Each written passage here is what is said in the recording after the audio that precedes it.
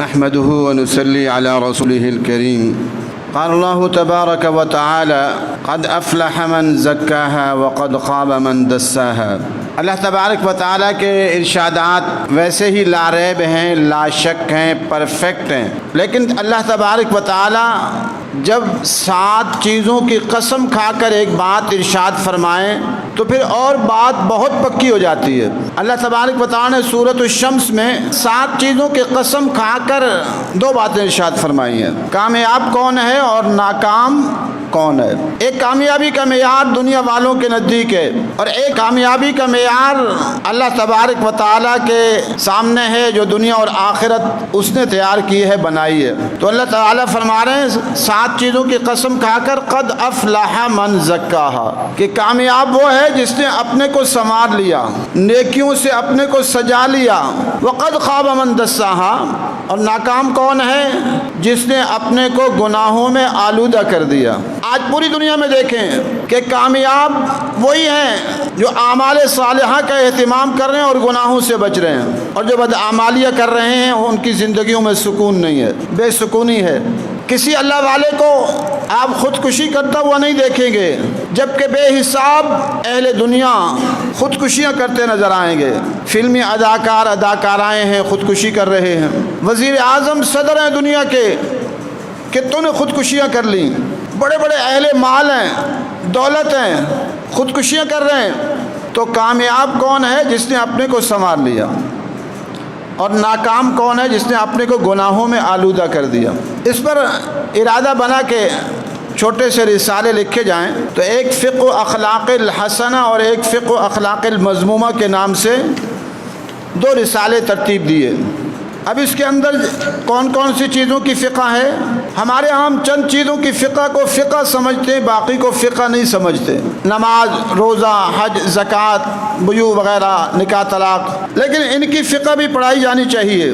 اب اس کے اندر چونکہ فقہ اخلاق المذمومہ ہے تو بھی فہرست ہے، اگرچہ بہت طویل ہے لیکن مختصر سی تیار کی ہے، اور کام باقی ہے۔ باب فقہ الاساءۃ، معرفت کسی کے ساتھ برا سلوک کرنے کی، کہ برا سلوک کرنا کیسا ہے، کیا حکم ہے، کیا کیا صورتیں ہیں۔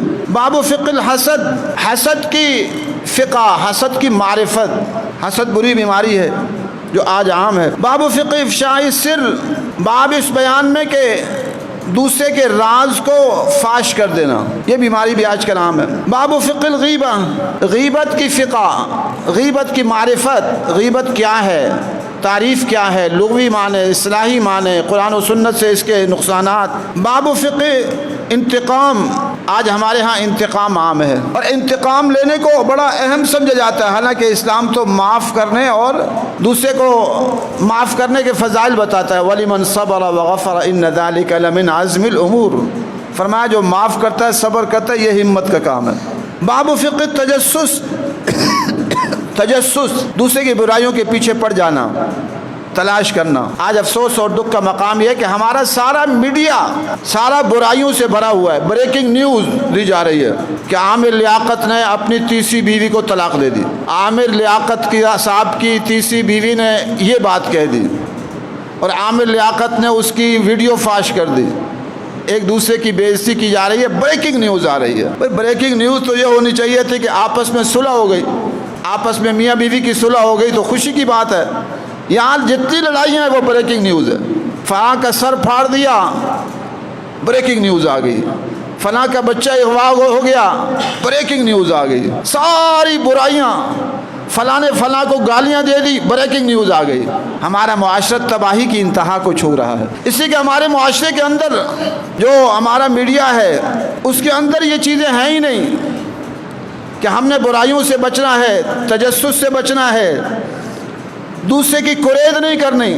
یہاں کرید کرتے ہیں، ہاں جی آپ کیا کہیں گے اس کو، بلکہ آپس میں جیسے پرانے دور میں، اگرچہ وہ بھی غلط ہے، بعض لوگ جانوروں کو لڑاتے ہیں، مرغوں کو لڑاتے ہیں، کتوں کو لڑاتے ہیں، تو آج کل سیاستدانوں کو آپس میں لڑایا جاتا ہے، ایک کو ادھر بٹھاتے ہیں دوسرے کو ادھر بٹھاتے ہیں، پہلے اس سے باتیں کرتے ہیں پھر اس سے خوب لڑواتے ہیں آپس میں، اور بڑا جو اینکر زیادہ لڑوائے وہ اینکر قابل سمجھا جاتا ہے کہ بہت اچھا لڑوا لیتا ہے، حالانکہ اسلام تو صلح کی بات کرتا ہے۔ اب ہم نے صلح کی، اب میں لال مسجد میں ہم نے صلح کی، وہاں سے آ کے یہاں چھوٹی مسجد میں بیان، اب یہ چھوٹی سی مسجد ہے، 7-8 سال سے تو یہاں نماز پڑھا رہے ہیں، پھر الفلاح مسجد میں صلح کی، یہاں آ کے پھر اس مسجد میں بیٹھ گئے، کوئی حرج نہیں، اصل تو اللہ کو راضی کرنا ہے نا۔ لیکن لوگ کہیں گے کہ واہ بھائی یہ تو انتقام لے تو بڑا کام ہے۔ تو بہرحال میں عرض کر رہا تھا کہ آج صفات مذمومہ کا ہمیں پتہ ہی نہیں ہے۔ میاں بیوی آپ ایک دوسرے کی غیبت کر رہے ہیں، ایک دوسرے کے عیب بیان کر رہے ہیں، خاندان والے ایک دوسرے کے عیب بیان کر رہے ہیں، تو اسلام نے ہمیں روکا ہے۔ تقریباً 250 کے قریب وہ صفات ہیں جو بری صفات ہیں جس سے بچنے کا حکم ہے، اور 200 سے زائد وہ صفات حمیدہ ہیں جس کے کرنے کا حکم ہے، اور ہمارے آئین اور قانون میں یہ ہے ہی نہیں سرے سے، آئین قانون ان سے خالی ہے۔ آپ کسی جج سے پوچھیں آپ کی جو قانون ہے اس میں یہ چیزیں ہیں ہی نہیں، بہت کم کہیں کوئی چیز مل جائے وہ اور بات ہے۔ تو اسلام ہمیں ہر چیز کی بارے میں سمجھاتا ہے کہ یہ بری صفات ہے۔ فقہ التجسس، تجسس کرنا، آج کل تجسس عام ہے، قرآن کہتا ہے ولا تجسسوا، ایک دوسرے کے عیبوں کو مت ٹٹولو، پردہ پوشی کرنے کا حکم ہے، یہاں عیب تلاش کیے جاتے ہیں۔ فقہ الجبن، باب فقہ الجبن، بزدلی، ابھی عمران خان صاحب اور یہ سارے سیاستداں باتیں بڑی کرتے ہیں لیکن ہے اندر سے بزدل سارے۔ ابھی عمران خان صاحب کہہ رہے تھے ہم جہاد سمجھ کر اسلام آباد آ رہے ہیں، ابھی تو گولیاں بھی نہیں چلی، تو کہتے نہیں ابھی ہمارے چیف جسٹس صاحب ہمیں تھوڑا سا خیال کریں، ہم پرامن جد و جہد کے قائل ہیں۔ میں تو کہتا ہوں ان کو کشمیر بھیجنا چاہیے، نواز شریف صاحب کو بھی بھیج دیں، پیپل پارٹی کو، مسلم لیگ کو، یہ سارے پرانے، یہ سارے کے سارے بنتے مجاہد، ان سب کو کشمیر بھیجیں، جو کشمیر فتح کرے وہ پاکستان کا سربراہ بن جائے، قربانی تو دیں۔ یہ سارے کھانے والے مجنو ہیں، کھانے والے مجنو ہیں، خون دینے والے مجنو نہیں ہے۔ تو بہرحال بزدلی کے اسلام بزدلی سے روکتا ہے کہ انسان مجاہد ہو، اور بزدلی سے منع کرتا ہے۔ یہ تو صرف میں عنوان پڑھ رہا ہوں، باقی تفصیل تو کتاب کے اندر ہے۔ باب فقہ الجدال، جھگڑے کی معرفت، کہ اسلام ہمیں جھگڑے سے روکتا ہے۔ باب فقہ الخداع، دھوکہ دینا، آج مسلمان جو ان کو دھوکے سے منع کیا گیا تھا سب سے زیادہ دھوکہ یہی دے رہے ہیں، کافر پھر بھی دھوکہ کم دے رہے ہیں، ہر چیز میں دھوکہ چل رہا ہے، فراڈ چل رہا ہے۔ ٹماٹر ڈالیں گے تو ٹماٹر ڈالنے کے اندر ادھر سے جلدی وہ بڑے طریقے سے، آج کل تو ویڈیو بھی آئی ہوئی ہیں کہ کس طریقے سے وہ اس کو نکالتا جاتا ہے، پہلے زیادہ ڈال دیتا ہے، خراب والی زیادہ ڈال دیتا ہے، پھر اچھی والی نکال کے پیچھے رکھ دیتا ہے، جب گھر میں آ کر دیکھتے ہیں تو وہ گلی ہوئی زیادہ ہوتے ہیں۔ یہ مسلمان ہے، حالانکہ آپ نے اور اسلام نے ہم نے منع کیا ہے کہ ہم دھوکہ نہ دیں۔ اسلام روکتا ہے لیکن دھوکہ عام ہے۔ اور ایسے ہی فرمایا باب فقہ الخیانہ، خیانت کا باب، کہ خیانت سے اسلام روکتا ہے، اور آج کل خیانت عام ہو چکی ہے، ہمارے معاشرے کا حصہ ہے۔ فرمایا باب فقہ السخریۃ والاستہزاء، اسلام تمسخر سے منع کرتا ہے، اور آج تمسخر، طنز ایک دوسرے کو عام ہو چکا ہے، اسلام منع کرتا ہے۔ عمران خان صاحب مدینہ کی ریاست کی بات کرتے ہیں اور ایک دوسرے کا تمسخر کرتے ہیں۔ اب ٹھیک ہے، مولانا فضل الرحمان صاحب سے کسی کو اختلاف ہے، ہمیں بھی اختلاف ہے، بہت ساری چیزوں میں اختلاف ہے، لیکن ہم ان کا احترام کرتے ہیں اور احترام سے بات کریں گے، یہ شریعت کا حکم ہے۔ ہم تو جنرل پرویز مشرف کو گالی نہیں دیتے، میرا کوئی گالی بتا دے، ان سے اختلاف ہے، ان کے طریقہ کار سے اختلاف تھا، ہے، رہے گا اگر وہ یہی راستہ اختیار کریں گے۔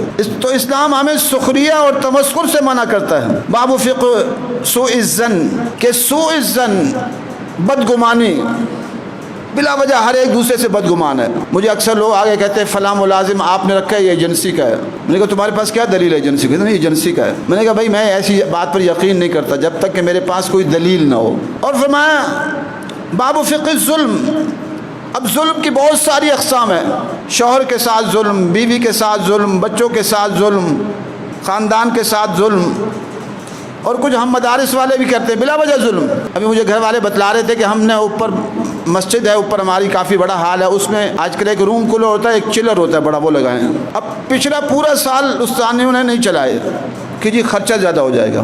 بھائی آپ کو کس نے کہا ہے کہ آپ اس کو روکیں؟ اس سال بھی نہیں چلا رہے، میں نے کہا بھی چلاؤ، یہ ہمارے بیٹیاں اور بیٹے ہیں اور جامعہ فریدیہ میں نہیں چلا رہے، بجلی کا بل زیادہ آئے گا۔ میں نے کہا آئے گا تو اللہ تعالیٰ دے دے گا۔ اپنی بیوی کے لیے روم کولر سارے لگوائیں گے، اس کو نہیں بند کرائیں گے کہ بجلی کا بل زیادہ آ جائے گا، وہ پیاری ہے اپنے بچوں کے لیے، لیکن مدرسے کا روم کولر نہیں چلائیں گے۔ تو یہ بھی ہے کہ یہ بھی ایک ظلم ہے۔ باب فقہ العجب، کہ ہم عجب میں مبتلا ہو جائیں کہ میں بڑی چیز ہوں، ہم تو ہیں ہی کچھ نہیں۔ ایک اللہ کا امر ہے، جیسے بٹن بند کر دو تو یہ پنکھا برابر، بٹن بند کر دو پوری بعض اوقات فیکٹری بند ہو جاتی ہے۔